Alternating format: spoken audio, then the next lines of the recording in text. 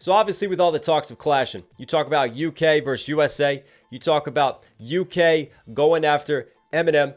It's got me thinking. It's got me reflecting on past Eminem battles. And I was looking back on some of the great battles in Shady's history and Shady's career. And there's one battle that I even did like a 3-hour live stream breakdown on. And there was a song that I missed. A song that I didn't cover that was huge for the battle, huge for responding to a certain character whose career, unfortunately, ended up in Shaq's toilet after that battle. I'm talking about Ja Rule. And on top of that, there's a crazy Dr. Dre verse. That's right, we get a Dr. Dre diss. So you know what? We're going to dive into this. Eminem, Dr. Dre, Obie Trice. This is Ish Hits the Fan.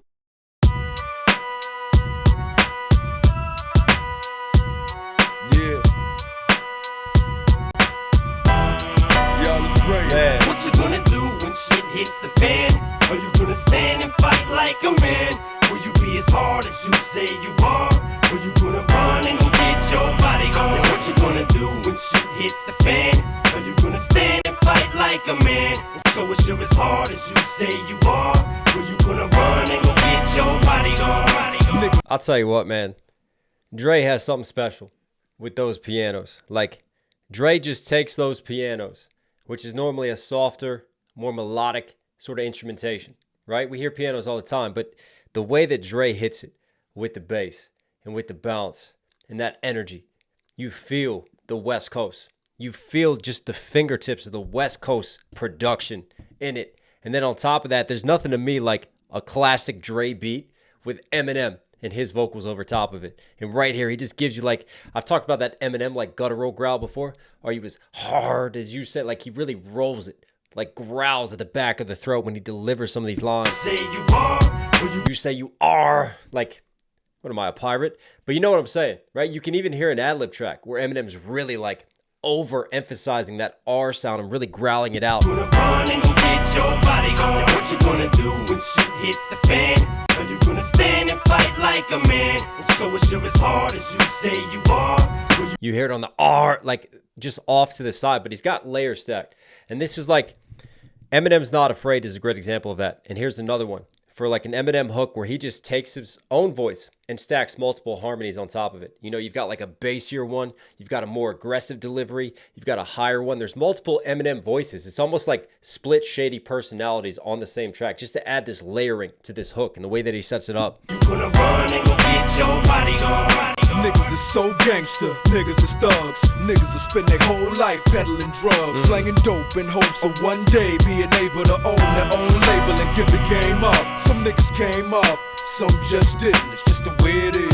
If it ain't meant, it just isn't. Some niggas will get money and pay niggas to back them so they can act up, feel comfortable and rap tough, and that's ass backwards. Cause them niggas just gon' keep coming back, and that's when extortion happens and you struggle to get free. I know how this shit be. You get it. This is a hell of a setup from Dre. It's like a storytelling concept setup from Dre. But this is ultimately a diss of Murder Inc., a diss of Ja Rule. And I love how Dre sets this up because he just talks about what he sees.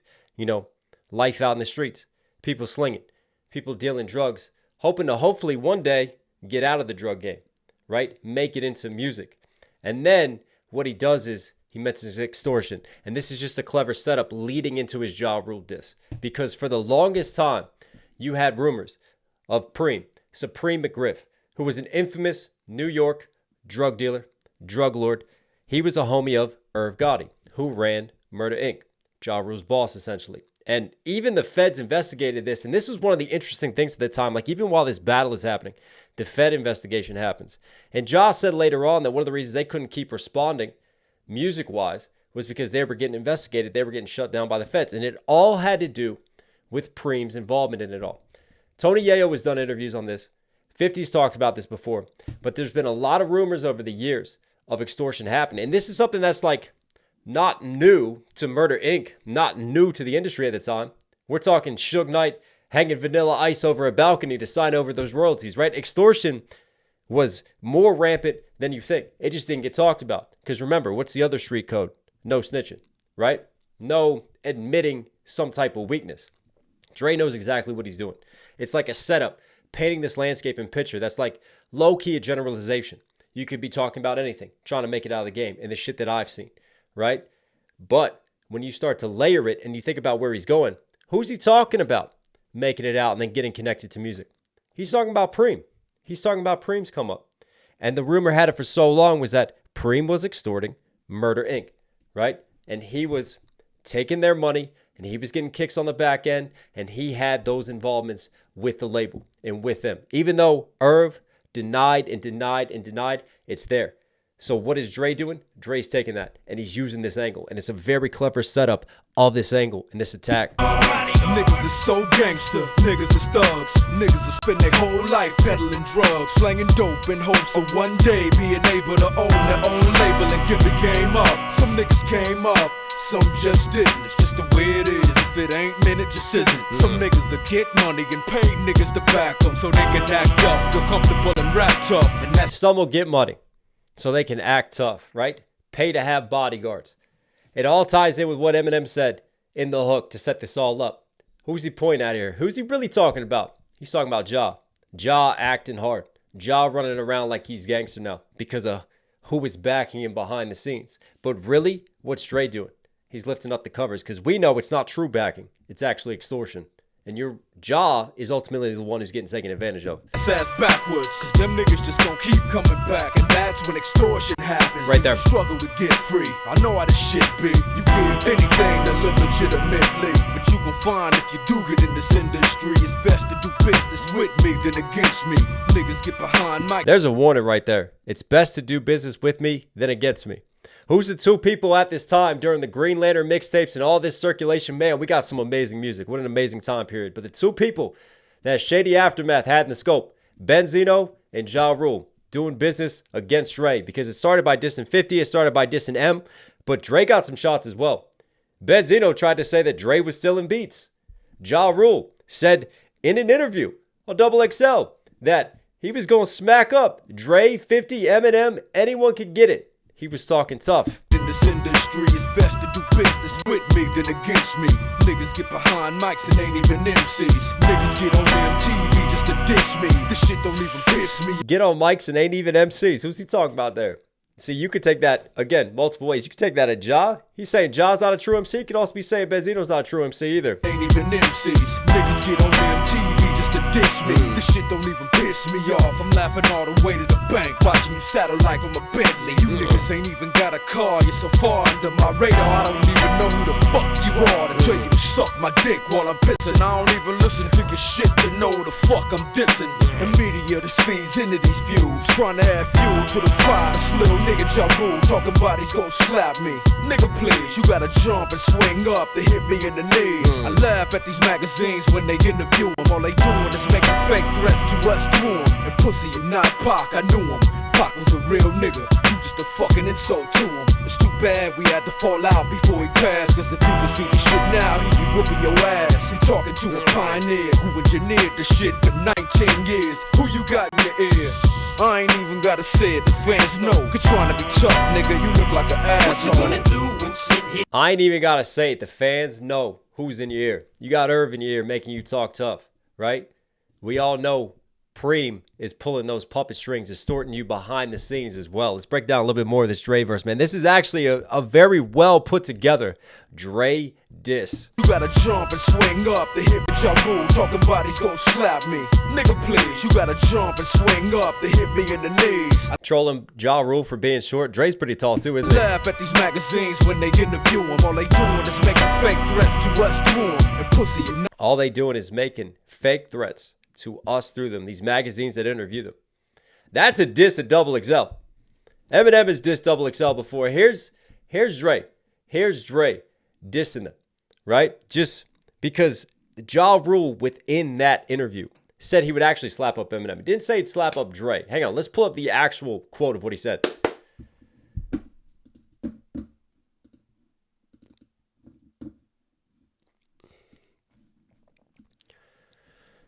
Now, this is Ja talking about... Now, the context for this is Ja talking about at the award show. Now, the context of this is that this is Ja talking about 50, and 50's getting his award. And he's talking about Eminem. I wasn't supposed to do nothing but slap you. You should have took your seat. Ironic he's saying that when he's talking about the white boy. Anyways, it wasn't going to be nothing. You could take a slap. If you would have went any further, then I would have whipped your ass. But a slap, you can take a slap. I was waiting. Confrontation, show your face. Talk about it, be about it. He's directing that at Eminem. That's the context for that. And when I get my effing hands on 50 again, I'm going to wear his ass out. Him, Dre, any one of them. I'm going to wear they ass out on top of the raps, right? I'm going to take this to the streets. That's what he's saying there. I'm going to line him up. I'm ready to run this fade. And he threw Dr. Dre in there. And that's always a mistake, bringing Dre Day into it. Come on. Magazines, when they interview him, all they doing is making fake threats to us through him. And pussy, you're not Pac, I knew him. Pac was a real nigga, you just a fucking insult to him. I mean, let's be honest. Dre and Pac, when Dre left the label, they had their fallout, unfortunately, right? And Pac has dissed Dre, Pac has trolled Dre, but at the end of the day, I feel like there's still that respect for an OG on the West Coast when it comes to Dre. And one of the, cornerstones of hip hop for me is always, respecting the OGs, the foundation builders. What's Dre doing here? Dre's acknowledging and respecting Pac. And he's done a lot since then to pay homage to Pac, to bring it all back around, to really kind of move on from that. And even Dre expressing his regret with how the Pac situation was handled later on. But at the end of the day, this man still knew him. This man still worked with him. This man still got to be a part of creating something alongside Pac. Ja Rule, what is one of these key angles that Eminem took on Hail Mary when he trolled Ja Rule? When he took Pac's beat, when he took Pac's sound and used that to troll Ja Rule with. Because one of the biggest critiques of Ja Rule at the time was that he's a biter. He's an imitator. He's a biter of DMX. But more importantly, he's a biter of Pac. When he's running around doing album covers, praying, wearing the cross like Pac, when he's getting shot like Pac, when he's making videos and he's cut in snippets of Tupac, you can see what he's trying to do, right? And even the breakdown that we did of Haley's Revenge, when it was, Def Jam grabbed him, told him reenact him when they saw Pac die, right? He's all been puppeted.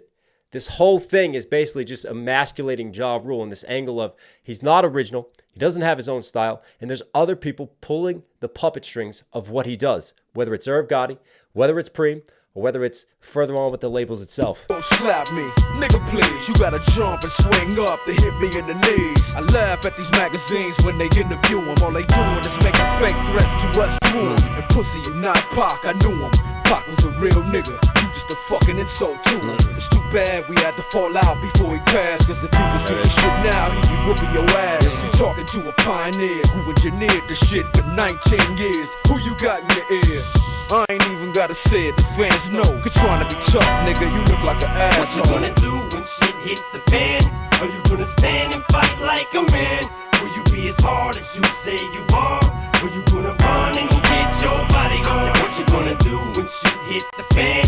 Are you gonna stand and fight like a man? And show us you're as hard as you say you are?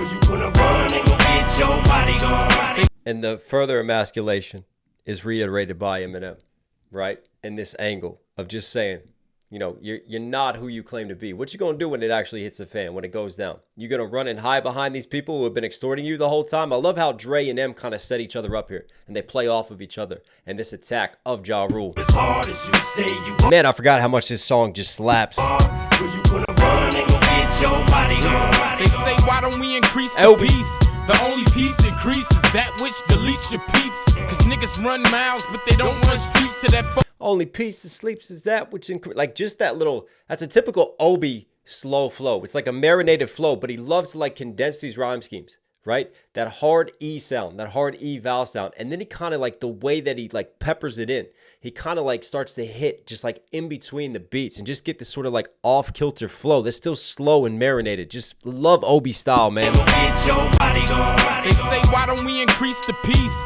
The only peace increases that which deletes your peeps. Cause niggas run miles, Love but that. they don't run streets to that. Nice flip off of peace, right? Wanting peace, wanting there to be no war, no conflict versus the only peace that truly increases is the amount of guns, those amount of pieces. Increases that which deletes your peeps. Cause niggas run miles, but they don't run streets to that 4-5 and cease of speech.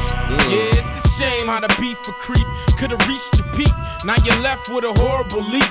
I'm trying to be as bleak with my speech as possible. Just in case a nigga try to throw me an obstacle. Nigga, I'm not boxing you, I'm hospitable. I put you in the hospital, that's how I get at you. Let the Not hospitable, I put you in the hospital. I just love that flip. And even before that, like you're going to have an ugly leak. Playing off of Murder Inc. having a leak, and that's how we're getting all of our information, versus I'm going to leave you with this, the gunplay flip, and then you're going to be leaking out of your own, you know, insides. Boxing you, I'm hospitable. I put you in the hospital, that's how I get at you. Let the doc op on you, he don't rid you. Nice. You back on them streets, I send another hit at you. Ooh. This is not a hypocritical issue. I sent another hit, like this hit right here versus a double for actually putting a hit, putting a price tag on your head, and then the doc going op on you. Acknowledgement to Dr. Dre, flipping that in a different sense where you're in the hospital and the doc's operating. Nice. on them streets, I Trice was nice, man. Trice was nice. send another hit at you. This is not a hypocritical issue. I will critical condition your tissue. Give a fucking for Critical condition. Nice little word flip again. Again, just because he's rapping slower, and that's just Obie Trice's style, doesn't mean he's not still wordsmithing. 10 of them with you. I throw an extra 10 of them missiles. Turn gangsters into gentlemen. Fickle. And ever since Eminem dissed you, I swear I see the women and bitching you. All this bickering back and forth over who signs who. Curtis, pulled your skirt up, nigga, you got murdered. Now take it like a man and shake it off. Damn. And quit telling all these magazines your plans. How you gon' slap up my man's your fixtures? Nigga, we seeing Stan to come murder your bitches. Hey. When shit hits the fan, are you gonna stand? Obviously, we all know how Stan turns homicidal in Eminem stories. We gonna send Stan. We gonna send a fictional character after you. That's how much we truly fear you, right? And I love, obviously, the acknowledgement to Stan. And then pull your skirt up. Curtis. Who? Curtis Jackson. 50 Cent pulled your skirt up and revealed who you are.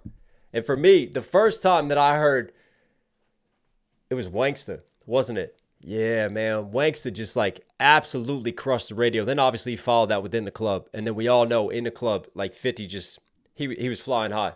He was PJing from there. But Wanksta was ultimately a hit record. And I thought it was so clever because the whole song is basically calling Ja Rule a Wankster. It's a Ja Rule diss that they turned into a hit single. Most people are singing along, not even aware that he's dissing Ja Rule. But if you know, you know. Damn, homie. In high school, you was the man, homie. The fuck happened to you? Bitching you. All this bickering back and forth over who signs who. Curtis, pull your skirt up, nigga. And it's ironic that he says pull your skirt up when one of the Benzino disses coming back at the Shady camp was pull your skirt up. You got murdered. Now take it like a man and shake it off. Damn. And quit telling all these magazines your plans.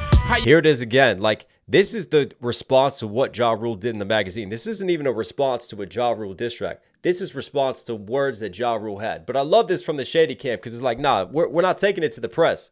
I'll show you how we respond. We're going to respond on the track. You gon' slap up my man's your fixtures. Nigga, we seeing Stan to come murder your bitches. And that's why he calls them fixtures, because you're fake. And then we're going to take a fictitious character and send him after you. Nice flips from Obie. When shit hits the fan, are you gonna stand and fight like a man?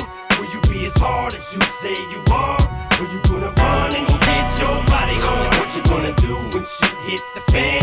Are you gonna stand and fight like a man? And show us you're as hard as you say you are? Or you gonna run and go get your body on? Yeah. Go out behind all the gangsters you want, nigga. Matter of fact, go get every gangster from every hood in the United States of America to back you, nigga. Ain't nobody riding with you. You can't see that. Fell off, nigga. Damn. Shady slash aftermath, motherfucker. 2003 to infinity. Yeah. How many times have Eminem and Dre done that and shouted out the year and then beyond? I miss the days where the outro was just used to talk a bunch of shit.